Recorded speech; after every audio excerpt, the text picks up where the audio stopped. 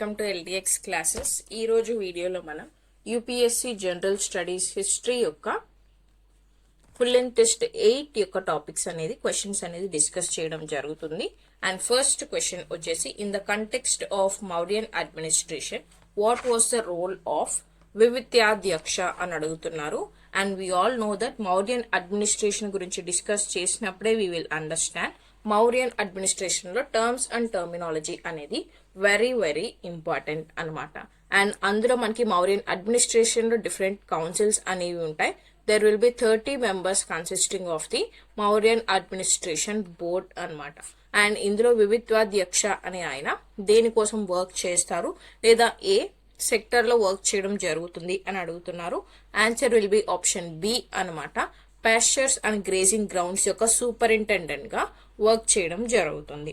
And వివిత్యాధ్యక్ష అనేది మనకి ఎక్కడ మెన్షన్ చేయడం జరుగుతుంది, మౌర్యన్ అడ్మినిస్ట్రేషన్ స్టడీ చేయడానికి one of the sources. Not only Mauryan administration, regarding the Mauryans కూడా లిటరరీ సోర్సెస్ లో మనకి వన్ ఆఫ్ ద సోర్సెస్ గా అర్థశాస్త్ర అని మనం చెప్పుకుంటాము. ఈ యొక్క అర్థశాస్త్రాలో మౌర్యన్ అడ్మినిస్ట్రేషన్ అనేది మెన్షన్ చేయబడి ఉంటుంది. అందులో డిఫరెంట్ డిపార్ట్మెంట్స్ లో వీళ్ళ యొక్క టర్మ్స్ అండ్ టర్మినాలజీని కూడా ఇస్తారు. మరి ఈ అర్థశాస్త్రాన్ని ఎవరు రచించారు? కౌటిల్యుడు రచించడం జరుగుతుంది అనమాట. And what are the roles and responsibilities? Pastures and grazing lands చూసుకోవడం, అలాగే క్యాటిల్ ని దొంగతనం చేయకుండా అలాగే వైల్డ్ యానిమల్స్ నుంచి వీటిని కాపాడడం, అండ్ దెన్ ప్రాపర్ యూటిలైజేషన్ అనేది జరుగుతుందా లేదా ఆఫ్ ద గ్రేజింగ్ రిసోర్సెస్ చూసుకోవడం కూడా వివిత్యాధ్యక్ష యొక్క responsibility. Next question regarding the charter act of 1833 consider the following statements అంటున్నారు.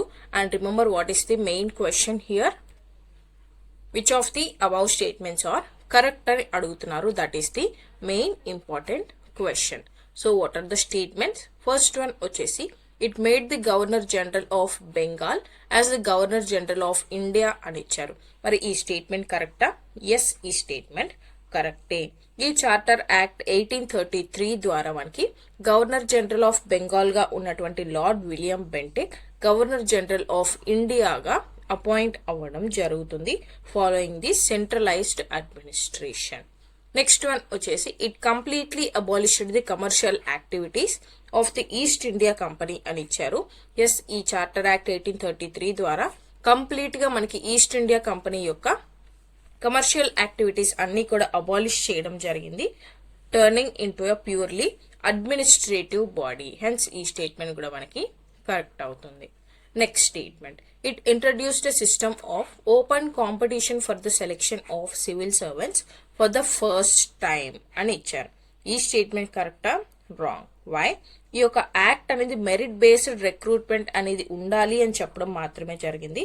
But open competition for the selection అనేది మనకి తర్వాత వచ్చినటువంటి చార్టర్ యాక్ట్ 1853 ద్వారా ఇంట్రడ్యూస్ చేయడం జరిగింది, not through the charter act 1833. Hence third statement incorrect కాబట్టి outrightly second, third and fourth options eliminate అయిపోతాయి.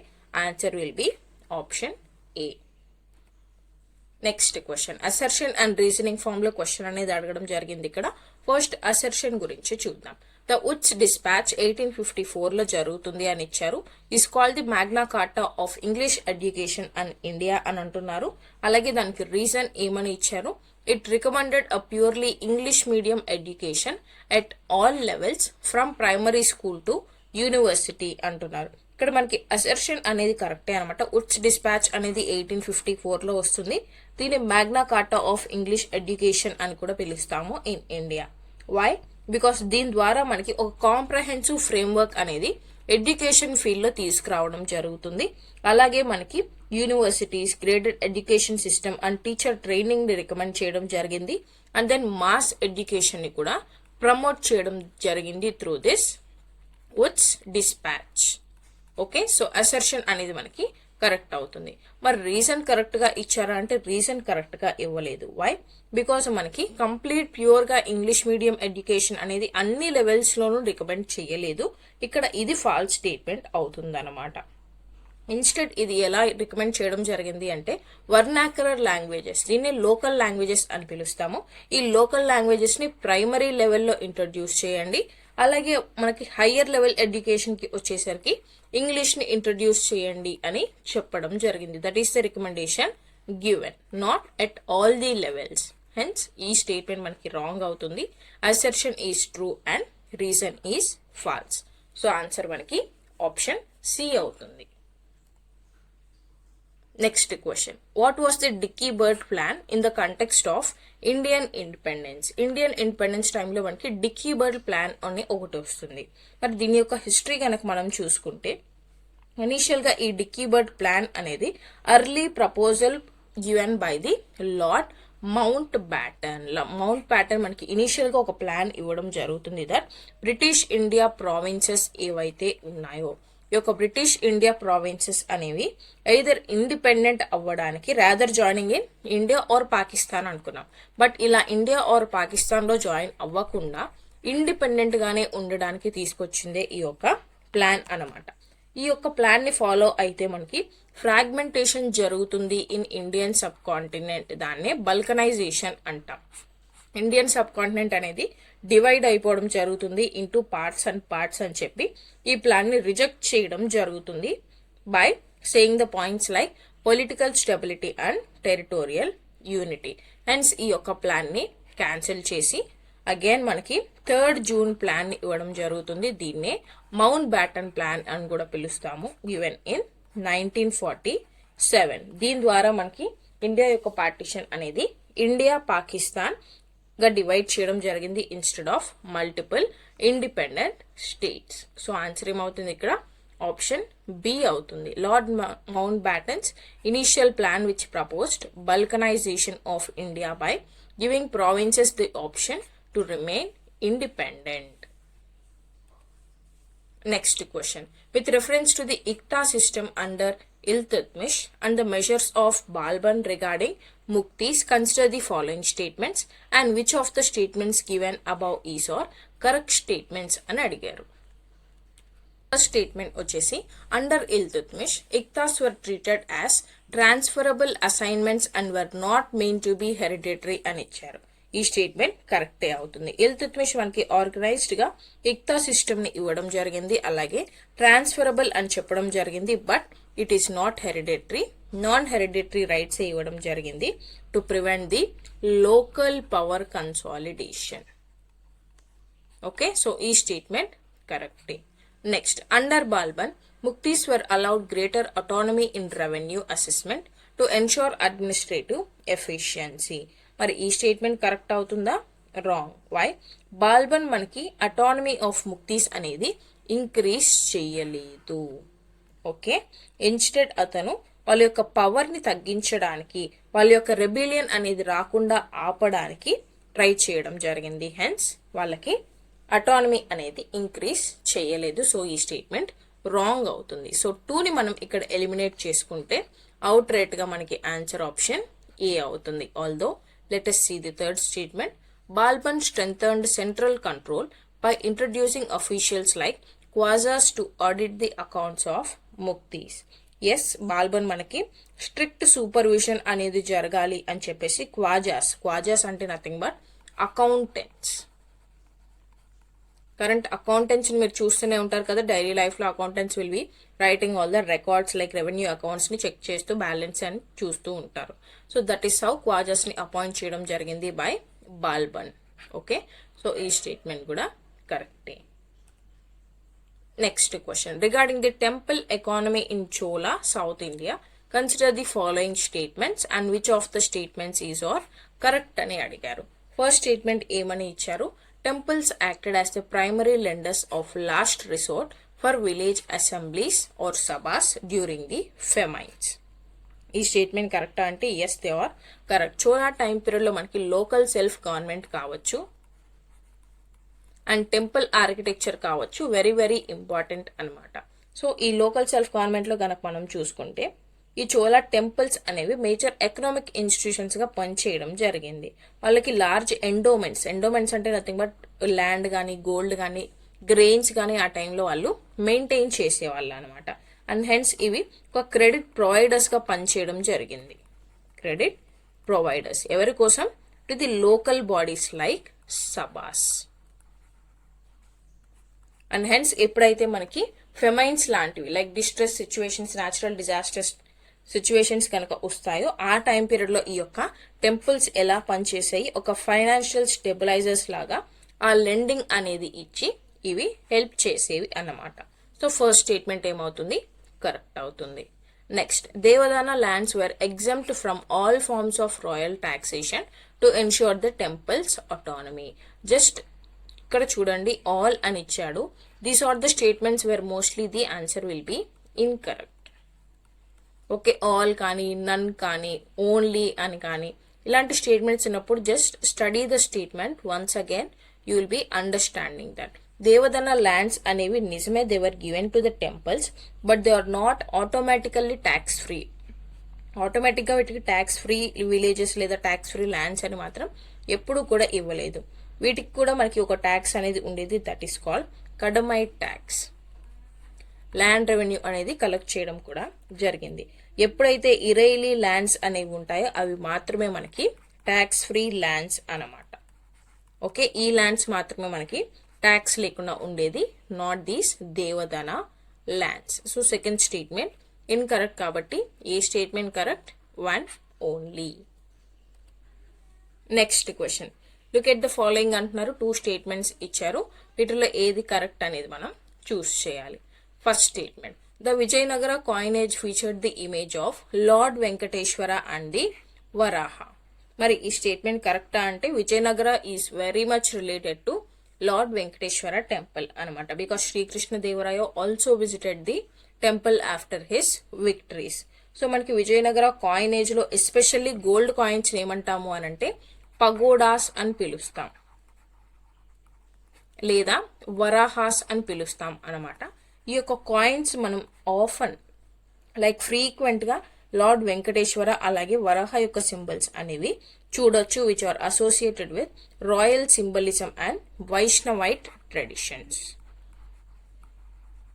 ఓకే, అండ్ దీని నుంచి మనం చెప్పొచ్చు విజయనగరాస్ యొక్క religious legitimacy and cultural orientation అనేది ఇందులో మనకి కనిపిస్తుంది. సో ఈ స్టేట్మెంట్ కరెక్టే.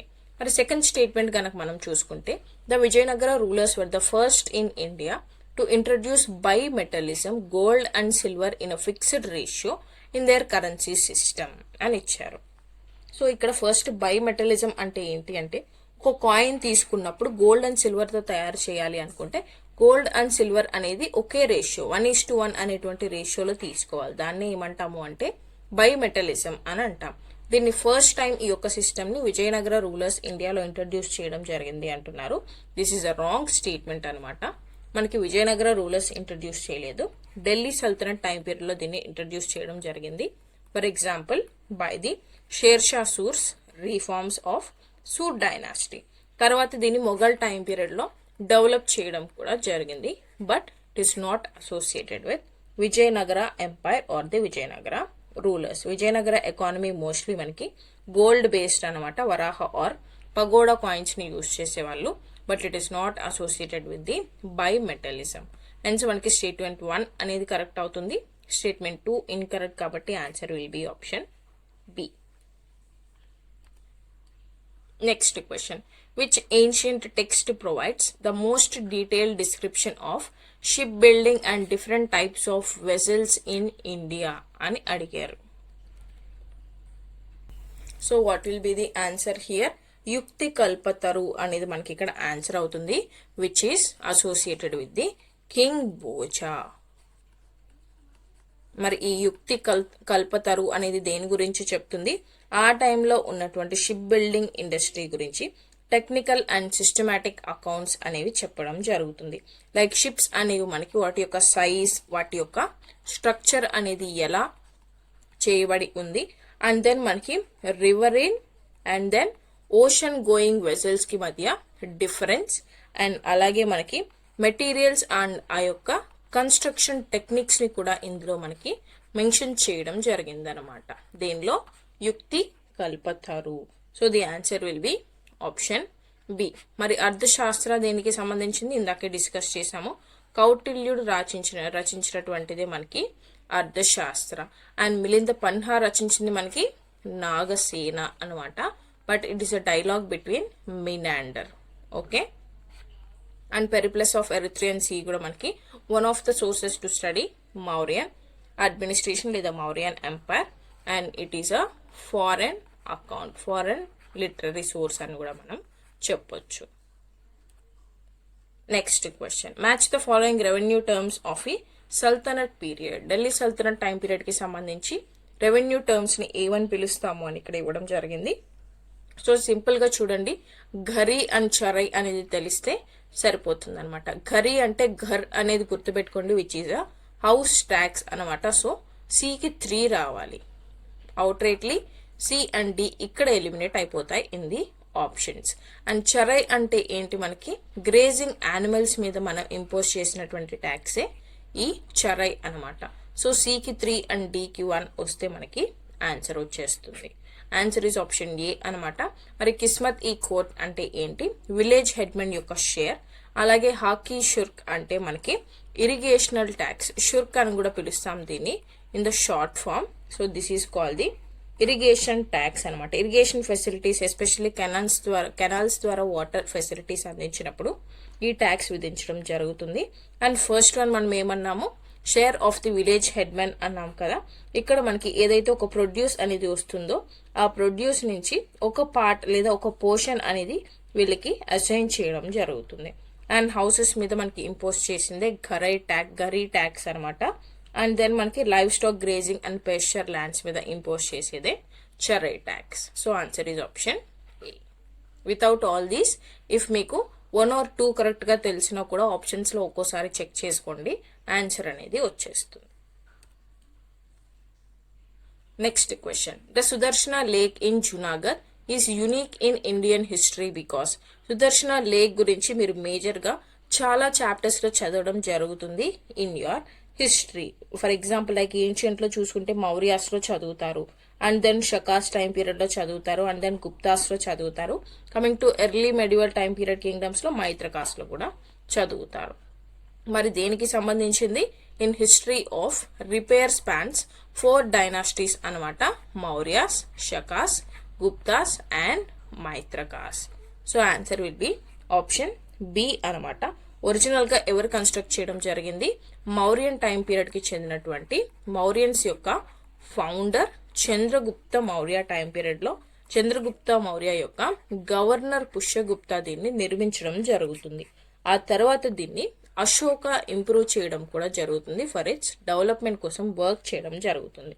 దెన్ మనం షకాస్ టైం పీరియడ్ కి గనక చూసుకుంటే, షకాస్ టైం పీరియడ్ లో వెస్ట్రన్ క్షత్రపాస్ అని కూడా పిలుస్తాము, రుద్రదామన్ 1 దీన్ని రిపేర్ చేయడం జరుగుతుంది. Rudradaman 1 and this is famous for the Junagadh inscription. Junagadh inscription లో కూడా మెన్షన్ చేయబడి ఉంటుంది. Next coming to Guptas time period, Skandagupta reign లో కూడా దీన్ని రిపేర్ చేయడం జరుగుతుంది అనమాట.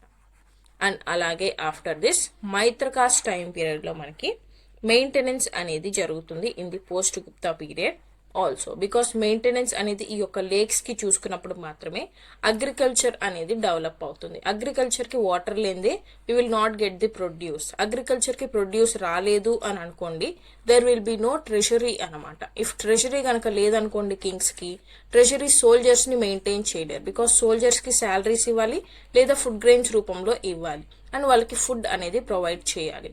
ఆ సోల్జర్స్ కి ఇది ఇవ్వలేకపోయారు అనుకోండి, ఇఫ్ ఎనీ ఫారిన్ ఇన్వేషన్ కనుక వచ్చింది అనుకోండి, ఈ టైం పీరియడ్ లో they will not have a good army అనమాట.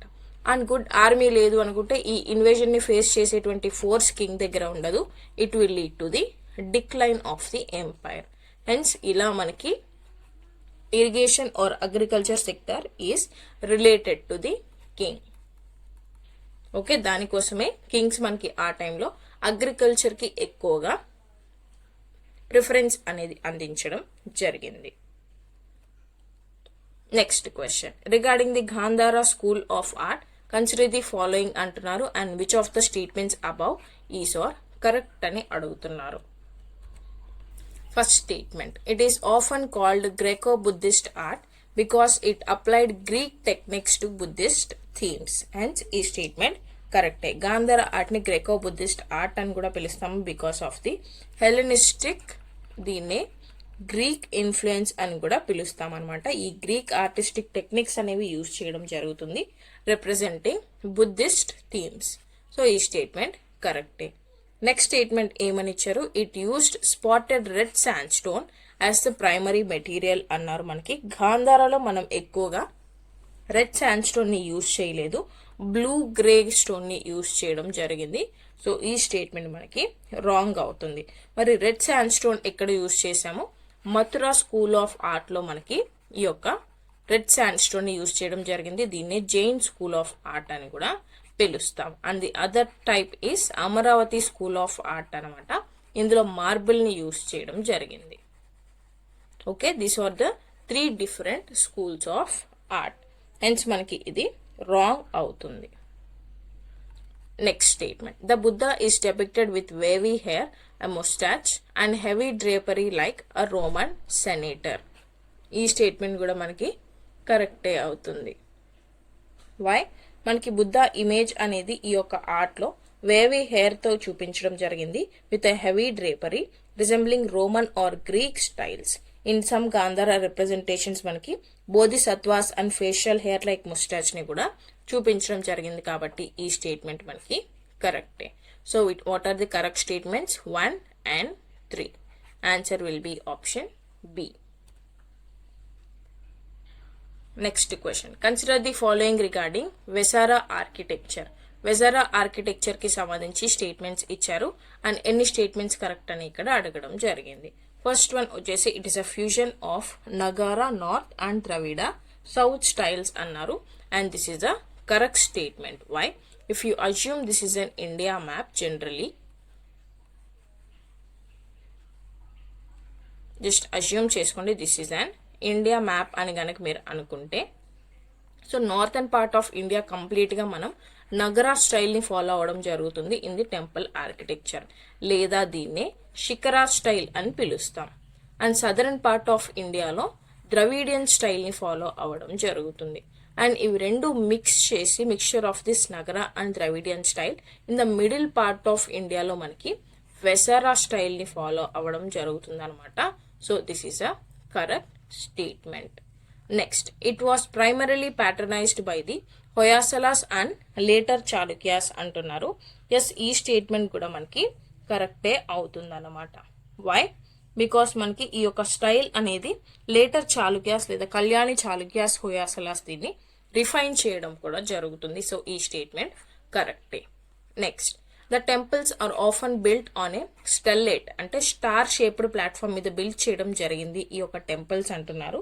ఈ స్టేట్మెంట్ కూడా కరెక్టే అనమాట. పర్టికులర్లీ హొయాసలాస్ టైం పీరియడ్ లో బిల్డ్ చేసినటువంటి హొయాసలా టెంపుల్స్ మనకి ఈ యొక్క స్టార్ షేప్డ్ ప్లాట్ఫామ్స్ మీద బిల్డ్ చేయడం జరిగింది. దాన్ని స్టెల్లేట్ అని పిలుస్తాం అనమాట. Which means intricate carvings and multiple projections అనేది కూడా చూపించడం జరుగుతుంది through this style. So 3 statements కరెక్టే కాబట్టి answer will be option C. Next question, in the Dhrupad style of Hindustani classical music 3 statements ఇవ్వడం జరిగింది and which are the correct statements అని ఇక్కడ అడుగుతున్నారు. సో ఫస్ట్ వన్ వచ్చేసి it is the oldest extant form of Hindustani music అన్నారు. Yes, this is the correct statement because మనకి ధ్రుపద్ అనేది oldest surviving form of Hindustani classical music గా పరిగణించబడుతుంది. అండ్ దీని యొక్క ఆరిజిన్ గనక మనం చూస్తుంటే ancient time period temple traditions and later patronage వచ్చేసి రాయల్ కోర్ట్స్ లో మనం చూడొచ్చు. Next statement, it was traditionally performed with a pakhawaj rather దాన్ ఆ తబలా, అంటే మనం తబలా యూజ్ చేయకుండా ట్రెడిషనల్ టైం పీరియడ్ నుంచి పక్వజ్ తో దీన్ని యూజ్ చేయడం జరుగుతుంది. పక్వజ్ అంటే నథింగ్ బట్ ఒక బ్యారల్ షేప్ లో ఉన్నటువంటి పర్కుషన్ మ్యూజిక్ ఇన్స్ట్రుమెంట్ అనమాట. తబలా అనేది తర్వాత స్టైల్స్ లో యూజ్ చేయడం జరిగింది. Next statement, the lyrics all usually in Sanskrit or Braj Bhasha అంటున్నారు. ఎస్, ద కాంపోజిషన్స్ అనేవి మనకి జనరల్లీ సాంస్క్రిట్ లో ఉండేవి in the early time period and తర్వాత టైం పీరియడ్ లో తర్వాత కాంపోజిషన్స్ లో బ్రజ్ భాషని కూడా యూజ్ చేయడం జరిగింది. So all the 3 statements are correct కాబట్టి